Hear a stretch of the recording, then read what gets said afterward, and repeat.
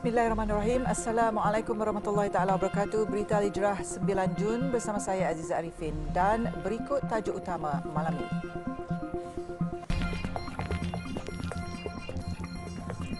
Tunjul kepala wanita Zaim dipenjara 7 hari.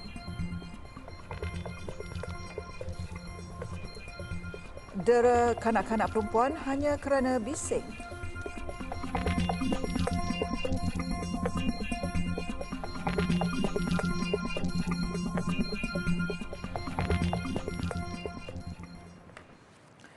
Lelaki tempatan yang disyaki mendera kanak-kanak perempuan berusia setahun 11 bulan di Perumahan Awam Desa Rejang Setapak memiliki 13 rekod jenayah lampau.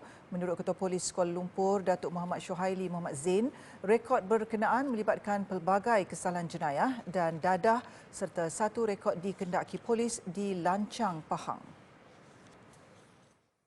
Ibu kanak-kanak itu merupakan seorang mualaf berumur 18 tahun dan telah menetap dengan suspek selama 2 bulan. Sepanjang tempoh berkenaan, ibu kanak-kanak itu telah dikurung di dalam bilik berasingan dengan anaknya dan dikunci oleh suspek. Jelas Datuk Muhammad Syuhaili, kanak-kanak berkenaan agak aktif dan dikurung selepas dipukul akibat membuat bising. Hasil pemeriksaan, suspek gagal mengemukakan kad pengenalannya dan dia memiliki kad pengenalan orang lain. Ujian saringan air kencing juga mendapati suspek positif dadah jenis amfetamin dan metafetamin serta direman 7 hari bermula hari ini bagi membantu siasatan. Motif kejadian sedang disiasat dan berdasarkan pengakuan awal, suspek menyatakan memukul kanak-kanak itu kerana terlalu membuat bising. Beliau berkata bahagian jenayah seksual wanita dan kanak-kanak di 11 IPK Kuala Lumpur telah membuka satu kertas siasatan mengikut Seksyen 31-1-A Akta Kanak-Kanak 2001 Peraturan 25-2 Akta Pendaftaran Negara 1959 serta Seksyen 15-1 Akta Dadah Berbahaya 1952. Semalam polis telah menahan lelaki berusia 31 tahun itu di sebuah pangsapuri di Taman Kepong Indah. Berikutan itu, polis Kuala Lumpur meminta orang ramai yang mempunyai sebarang maklumat berkaitan kes berkenaan menghubungi hotline polis Kuala Lumpur di talian 0321159999 atau mana-mana balai polis berhampiran. Gara-gara memukul dan mengugut pecah muka kaus saat lagi, lelaki yang tular videonya memukul kepala seorang pemandu wanita semasa dalam perjalanan dari Cameron Highlands menuju ke Tapah dihukum penjara 7 hari oleh Mahkamah Majistret Tapah hari ini. Hukuman tersebut dibuat Majistret Siti Hanum Muhammad Sah selepas tertuduh Muhammad Zaim Faiz Tarmizi, 29 tahun, mengaku bersalah selepas 2 pertuduhan dibacakan terhadapnya. Siti Hanum dalam penghakiman beliau turut menasihatkan tertuduh supaya berfikir sebelum bertindak kerana ia akan memberi kesan buruk kepada diri, keluarga serta masyarakat. Mengikut pertuduhan, penyelia kilang terbabit didakwa memukul Amira Atikah Syahrizan, 24 tahun yang dalam perjalanan turun dari Cameron Highlands menuju ke Tapah kira-kira pukul 5.33 petang pada 5 Jun lalu. Perbuatan tersebut dilakukan di Lata Iskandar di kilometer 22 Jalan Tapah, Cameron Highlands. Bagi perbuatan itu, dia didakwa mengikut Seksyen 323 Kanun Keseksaan dan boleh dihukum penjara setahun atau denda maksimum RM2,000 atau kedua-duanya sekali. Muhammad Zaim turut dituduh mengikut Seksyen 506 Kanun Keseksaan kerana telah menakutkan pemandu wanita terbabit dan di bawah kesalahan itu boleh dipenjara maksimum 7 tahun atau denda atau kedua-duanya. Baru-baru ini tular video berdurasi 59 saat lelaki terbabit memukul kepala seorang pemandu wanita semasa dalam perjalanan dari Cameron Highlands menuju ke Tapah bersama adik lelakinya yang berusia 17 tahun. Wanita terbabit hendak memotong sebuah kereta yang berada di hadapannya namun tidak dapat berbuat demikian. Tindakan tersebut menyebabkan pemandu lelaki terbabit menunjukkan isyarat lucah sehingga jalan mula menjadi sesak berhampiran dengan pusat peranginan Lata Iskandar. Muhammad Zaim kemudian telah turun dari kenderaannya dan bertindak mengetuk cermin kereta, memarahi dan memukul kepala pemandu wanita tersebut serta mengeluarkan kata-kata ugutan. Ikrar sebagai produk makanan tambahan organik jenama tempatan, namun ia sebenarnya dadah yang cuba diseludup. Tindakan itu berjaya dipatahkan Jabatan Kastam Diraja Malaysia JKDM Pulau Pinang ketika ia cuba dibawa keluar negara menggunakan perkhidmatan kurier dan kargo udara ke Oceania. Pengarah Kastam Pulau Pinang, Hamizan Khalid berkata, unit narkotik bahagian penguatkuasaan JKDM Negeri dimaklumkan berhubung satu kotak bungkusan mencurigakan yang ingin dieksport ke luar negara dari sebuah syarikat perkhidmatan penghantaran terkenal. Pemeriksaan pada Selasa lalu di Kompleks Kargo Udara Kedua Batu Maung, Pulau Pinang, kira-kira jam 3.36 petang, mendapati 3 daripada 6 bekas serbuk minuman suplemen mengandungi serbuk putih disyaki dadah jenis heroin seberat lebih 1.4 kilogram dianggarkan bernilai RM132,375. Katanya mengikut borang kastam 2 K2, sindiket itu mengikrar barangan sebagai organic meal replacement, seolah-olah susu untuk makanan tambahan. Bagaimanapun, pemeriksaan lanjut mendapati warna asal serbuk minuman suplemen itu berwarna krim berbanding heroin yang berwarna putih seperti susu. MO dadah ni, dia masukkan dadah ni di dalam kontena seolah-olah dagangnya adalah susu. Sebahagian daripadanya ni sebenarnya dia susu, tapi sebahagiannya adalah dadah. Dan dia ekspor melalui parcel. Melalui parcel untuk diekspor ke luar negara. Kalau kita tak perasan, kita akan anggap ni sebagai susu lah. Negara tu di Oceania.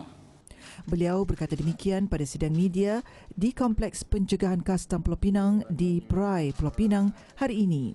Hamizan berkata berdasarkan rakaman kamera litar tertutup CCTV, tindakan tersebut dilakukan oleh orang persendirian.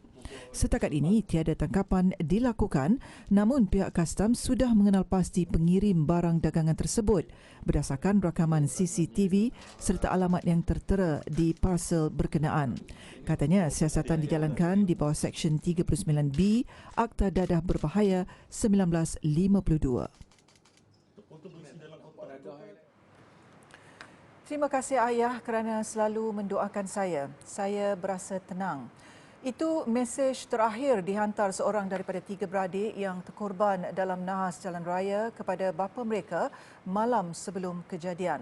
3 beradik berkenaan Muhammad Firdaus Abu Bakar, 28 tahun, Muhammad Solihin, 21 dan Ahmad Jazuli, 17 tahun, meninggal dunia selepas lori yang dinaiki mereka bertembung dengan sebuah kren petang semalam. Kejadian berlaku di kilometer 136 Jalan Kuantan, Johor Bahru dekat Kampung Sepakat Rompin, Pahang kira-kira jam 7.35 petang. Bapa mereka, Abu Bakar Ibrahim, 58 tahun, memberitahu kejadian berlaku ketika ketiga-tiga anak lelakinya dalam perjalanan pulang ke rumah di Kampung Sungai Kolek selepas selesai meracun di sawah yang terletak di Kampung Setajam. Katanya lebih menyedihkan apabila kejadian itu berlaku pada sambutan hari jadi anak keempatnya, Ahmad Jazuli, yang turut terkorban dalam nahas berkenaan. Jadi kebetulan hari ini ada program di Rompin Politeknik, dia baliklah. Kemudian mak dia kata ada nak mari sini, ikut saya. Itu yang dia bawa lori tu. Dia dari mana? Rompin. Dan dia mula asal daripada Muazzam balik. Politeknik Muazzam. Tanda-tanda yang memang tanda sangat pagi semalam.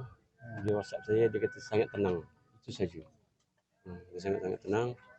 Nah, adik dia pun malam tu cakap dengan lembut, ayah terima kasih semua. Apa yang saya nasihat dia. Baik ayah, jaga abang dia. Abang dia OKU. Abang dia OKU tu adalah saya dapat jumpa hari Isnin malam Selasa. Baru hari ni Jumaat ni. Bapa kepada 5 anak itu berkata, walaupun sedih dengan pemergian semua anak lelakinya, namun dia redha dengan ketentuan ilahi. Sementara itu, solat jenazah 3 beradik berkenaan dilakukan 2 kali, iaitu di Hospital Rompin serta di Surau Kampung Setajam.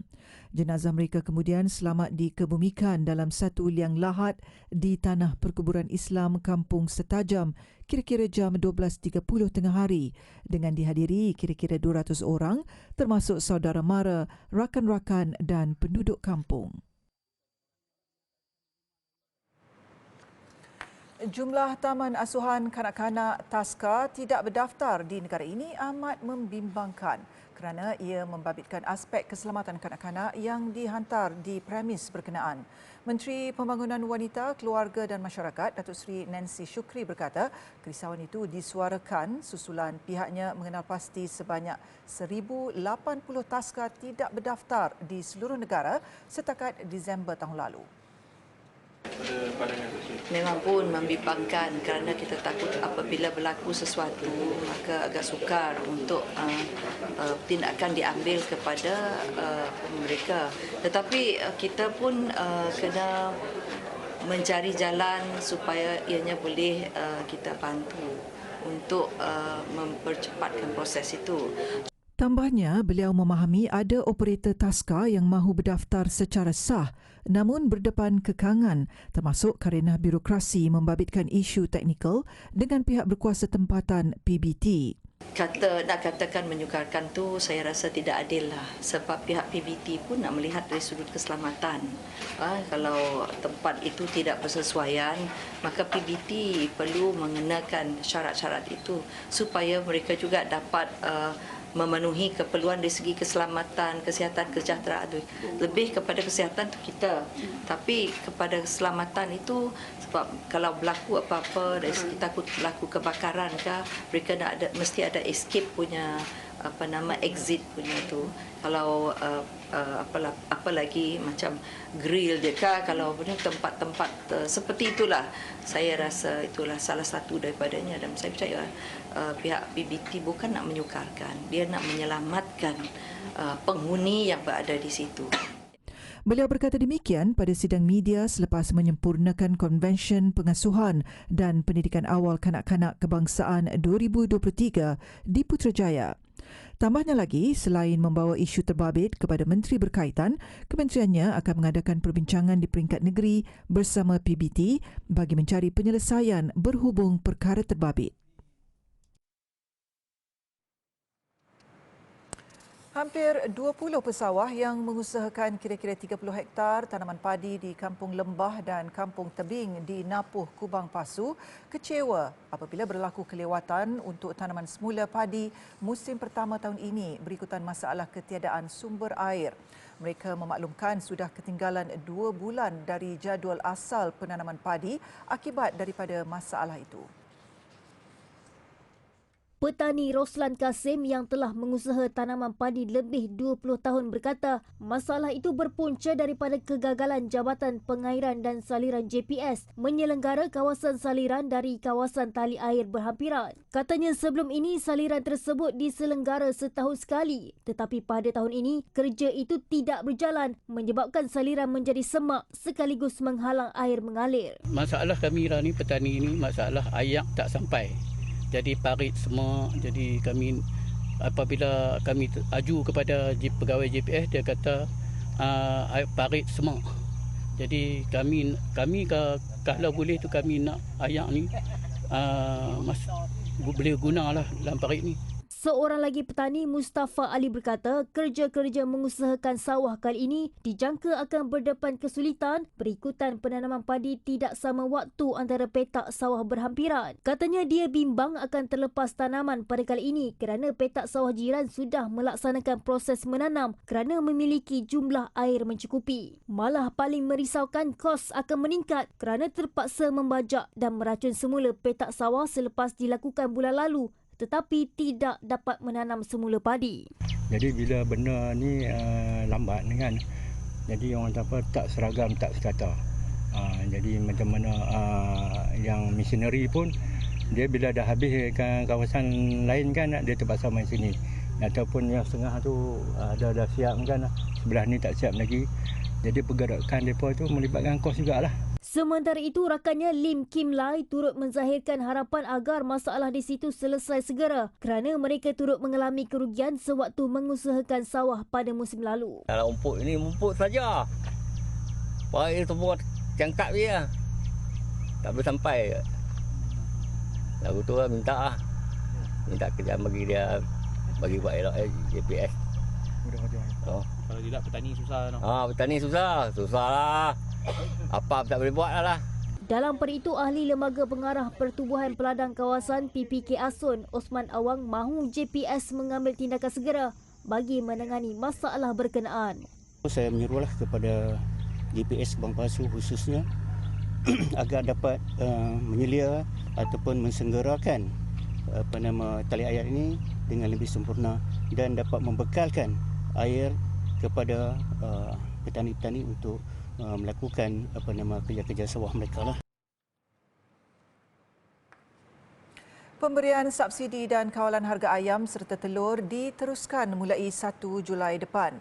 Pengumuman itu dimaklumkan Kementerian Pertanian dan Keterjaminan Makanan KPKM serta Kementerian Perdagangan Dalam Negeri dan Kos Sara Hidup KPDN menerusi kenyataan akhbar bersama hari ini. Menerusi kenyataan tersebut, Perdana Menteri Datuk Seri Anwar Ibrahim bersetuju dengan cadangan kedua-dua kementerian berkenaan supaya pemberian subsidi dan kawalan harga ayam serta telur diteruskan. Ia dibuat selepas mengambil kira semua aspek termasuk memastikan industri ayam dan telur kekal mampan serta kebajikan rakyat terus terbela. Sebelum ini, Menteri KPKM Datuk Seri Muhammad Sabu memaklumkan tiada lagi subsidi ayam dan telur daripada kerajaan bermula 1 Julai nanti. Jelasnya, penamatan pemberian subsidi tersebut membolehkan KPDN menilai serta mengawal harga barangan sama ada naik atau turun berbanding harga siling runcit ketika ini.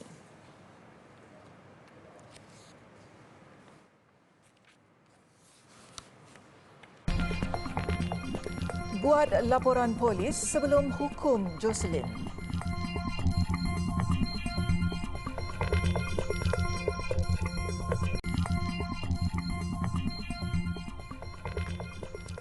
Alhamdulillah, bertemu kembali. Malaysia boleh mengenakan tindakan undang-undang terhadap perbuatan biadab seorang komediri kelahiran Singapura, Jocelyn Chia, yang menghina negara dengan kata jelik meskipun ia berlaku di Amerika Syarikat. Bagaimanapun, menurut pensyarah undang-undang Universiti Islam Antarabangsa Malaysia UIAM, Profesor Madya Dr. Khairil Azmin Mokhtar, kerajaan Malaysia perlu mengikut prosedur undang-undang negara tersebut bagi membolehkan Jocelyn dikenakan hukuman. Bagi saya, kerajaan Malaysia boleh mengambil tindakan undang-undang terhadap pelawak yang berkelahiran Singapura tapi berstatus sebagai negara di Amerika Syarikat ini dengan memohon pihak Amerika Syarikat, kerajaan Amerika Syarikat untuk menjalankan siasatan melalui mutual legal assistance.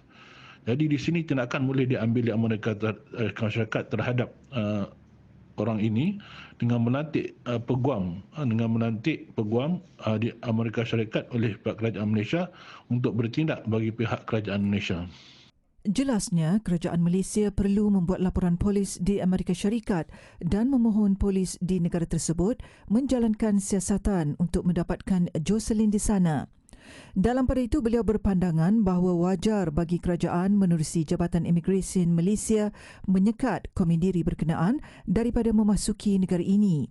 Hak untuk berada di negara Malaysia hanya untuk warga negara Malaysia sahaja. Ini kita boleh lihat dalam perkara 9 Perlembagaan Persekutuan. Malah untuk yang bukan warga negara, mereka hanya boleh dibenarkan masuk ke negara kita berdasarkan pada discretionary power atau prerogatif kerajaan Malaysia. Jadi dengan itu memang tiada masalah untuk kita menyekat pasport ataupun kemasukan individu, khususnya pelawak yang menghina negara ini. Sementara itu, beliau mengingatkan kepada rakyat Malaysia jangan terlalu mengikut perasaan marah dengan mengambil tindakan melulu atau mengeluarkan kata-kata ugutan dan sebagainya kepada Jocelyn. Sebaliknya, menyerahkan kepada kerajaan untuk melaksanakan tindakan yang seterusnya mengikut prosedur. UMNO mencadangkan kerajaan menubuhkan Suruhanjaya Ekonomi Gig Malaysia SEGIM bagi mengawal selia ekosistem industri gig di negara ini. Presidennya Datuk Seri Dr. Ahmad Zahid Hamidi berkata inisiatif itu adalah untuk menjaga kebajikan seluruh rantaian ekonomi yang membabitkan penyedia perkhidmatan, pembekal, pekerja dan pengguna. Sektor ini berkembang pesat di negara ini dengan lebih 1.12 juta pekerja gig telah berdaftar dengan Perbadanan Ekonomi Digital atau MDEC. Tambahan pula lebih 80% pengguna ekonomi gig adalah terdiri daripada anak-anak muda. Beliau berkata demikian ketika menyampaikan ucapan dasar sempena Perhimpunan Agung UMNO PAU 2023 di Dewan Merdeka World Trade Center WTC di Ibu Negara pagi tadi. Mengulas lanjut, sektor itu katanya dijangka mampu berkembang pada kadar 23% setiap tahun. Selain itu, 4 cadangan lain turut menjadi fokus UMNO iaitu Plan Felda 5.0 khas untuk generasi kelima Felda dengan memberi tumpuan kepada penyediaan pendidikan berkualiti, peluang keusahawanan, akses kepada teknologi, kemahiran bersesuaian dan perancangan perumahan yang selesa. UMNO juga mahu kerajaan memastikan kebajikan penjawat awam dan pasukan keselamatan terbela termasuk menyelesaikan isu bebanan tugas guru serta perkhidmatan doktor kontrak. Kerajaan juga katanya perlu memastikan agihan ekonomi dan kekayaan negara dapat dikongsi bersama, khususnya buat masyarakat desa. Beliau dalam pada itu juga berharap kerajaan menyegerakan pelaksanaan semula pembangunan kereta api berkelajuan tinggi HSR Kuala Lumpur, Singapura. Selain mahu agar pembinaan ECRL, projek laluan rel Pantai Timur dan PAN Borneo untuk manfaat rakyat Sabah dan Sarawak disiapkan mengikut jadual. Sementara itu, Persidangan Agung UMNO PAU 2023 turut dihadiri Perdana Menteri Datuk Seri Anwar Ibrahim. Beliau menyifatkan kehadirannya adalah bagi mengukuhkan lagi kerajaan perpaduan selain memberi manfaat kepada rakyat. Jadi saya hadir semula kerana saya gunakan platform perpaduan ini untuk memperkukuh kerajaan dan memberi manfaat kepada rakyat. Beliau berkata demikian ketika ditemui media selepas ucapan dasar Presiden sempena PAU 2023 yang berlangsung di Pusat Dagangan Dunia WTC di Ibu Negara pagi tadi. Ditanya mengenai kemunculan semula selepas 25 tahun, beliau berkata melaksanakan tugas demi rakyat dan negara adalah keutamaannya ketika ini. Kehadiran Datuk Seri Anwar menjadi tumpuan apabila kembali menghadiri persidangan tersebut setelah dipecat oleh parti itu pada 1998.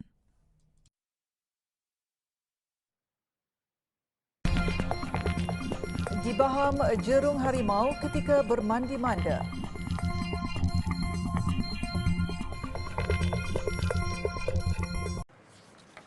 Alhamdulillah, bertemu kembali. Kita beralih ke perkembangan luar negara. Seorang lelaki maut dibaham jerung harimau ketika bermandi-manda di Pusat Peranginan Laut Merah Mesir. Kejadian yang menimpa warga Rusia Vladimir Popovitu disaksikan sendiri bapa mangsa namun tidak sempat menyelamatkan anaknya itu. Menerusi rakaman video yang tular di media sosial itu, kedengaran suara mangsa menjerit meminta bantuan ketika diserang jerung berkenaan. Menurut saksi, kejadian berlaku kira-kira 7 meter dari pantai dan seorang wanita dipercayai teman wanita mangsa sempat menyelamatkan diri. Insiden tragis itu sempat dirakam oleh orang ramai di lokasi kejadian namun tidak mampu berbuat apa-apa untuk membantu mangsa. Mangsa kemudian dilihat diseret di dalam air oleh jerung terbabit. Sementara itu, Kementerian Alam Sekitar Mesir memaklumkan jerung berkenaan telah ditangkap dan pihaknya telah mengeluarkan amaran untuk tidak melakukan aktiviti di kawasan tersebut berkuat kuasa sehingga Ahad depan. Kira-kira 10,000 penduduk dipindahkan susulan amaran letusan gunung berapi Mayon di Filipina. Mayon diletakkan pada tahap ketiga tertinggi selepas ia mengeluarkan aliran panas abu dan serpihan kubah lahar yang runtuh. Institut Vulkanologi dan Seismologi Filipina turut mengesan cahaya kawah cerah dan batuan pijar dari aliran baharu di puncak gunung berapi berkenaan. Mereka juga turut meramalkan letusan bahaya mungkin berlaku dalam beberapa minggu atau beberapa hari. Justru zon bahaya itu perlu dikosongkan segera bagi mengelak kehilangan jiwa. Gunung berapi Mayon di wilayah timur Albay merupakan gunung berapi paling aktif di Filipina dan terkenal dengan bentuk kon yang sempurna. Sementara itu di China, ribuan penduduk di bangunan pangsapuri di bandar Tianjin berpindah kerana bimbang dengan rekahan besar yang berlaku di jalan berhampiran. Ia dipercayai berpunca daripada kejadian tanah runtuh. Pakar geologi berkata ia berkemungkinan disebabkan oleh rongga bawah tanah di bawah kedalaman 1,300 meter. Setakat 3 Jun, seramai 3,899 penduduk dipindahkan ke hotel berdekatan. Visual yang dikongsikan di media sosial mendapati jalan raya kelihatan melengkung sekaligus meningkatkan kebimbangan terhadap keselamatan bangunan di China. Situasi itu jarang berlaku di Tianjin dan ia berkemungkinan disebabkan penggerudian telaga geoterma yang mencetuskan tanah runtuh. Penderitaan rakyat Palestin akibat kezaliman Israel dizahirkan menerusi karya seni untuk tatapan umum. Mereka menjadikan sisa runtuhan kediaman yang musnah di bedil Zionis sebagai tapak mural. Dir al-Balah yang terletak di tengah semenanjung Gaza sebelum ini menjadi sasaran peluru Zionis dalam serangan udara ketika konflik pada Mei 2023. Lukisan mural di dinding bangunan dan sisa runtuhan membawa maksud tersendiri, malah ia menggambarkan situasi sebenar yang berlaku. Ia memaparkan penderitaan kanak-kanak yang dirosakkan masa depannya akibat perang dan penyiksaan hidup di tanah air sendiri. Walaupun ia tidak dapat ditafsirkan sepenuhnya, namun mereka mahu menyampaikan mesej bahawa penjajahan membunuh kanak-kanak. Turut kelihatan tulisan Bebaskan Palestin. Kawasan runtuhan yang menjadi lokasi pameran seni itu turut menunjukkan senjata-senjata yang digunakan Israel untuk memusnahkan kawasan ini.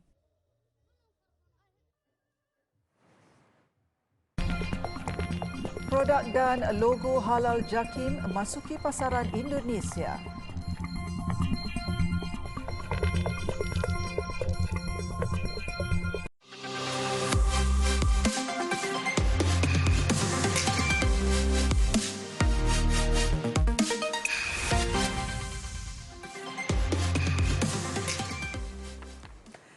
Produk dan logo halal Malaysia yang disijilkan Jabatan Kemajuan Islam Malaysia JAKIM boleh memasuki pasaran Indonesia tanpa halangan. Pengiktirafan itu hasil pemeteraian Memorandum Kerjasama MOC antara kedua-dua negara yang menyaksikan JAKIM telah disenaraikan sebagai badan pensijilan halal yang diiktiraf di Indonesia.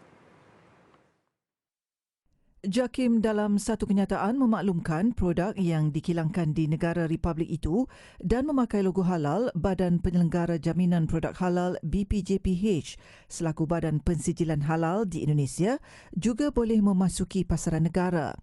Kerjasama ini sekaligus memudahkan pengeksportan produk Malaysia ke Republik Indonesia serta menyumbang kepada peningkatan perdagangan produk halal antara kedua-dua negara. Selain itu, MOC juga membolehkan kedua-dua negara berkongsi pengalaman dan kepakaran dalam pengurusan pensijilan halal yang meliputi aspek latihan, penyelidikan dan analisis produk halal demi kepentingan bersama. Ia juga akan menjadi perintis kepada kerjasama strategik antara kedua-dua negara dalam pengurusan halal yang lebih luas pada masa akan datang.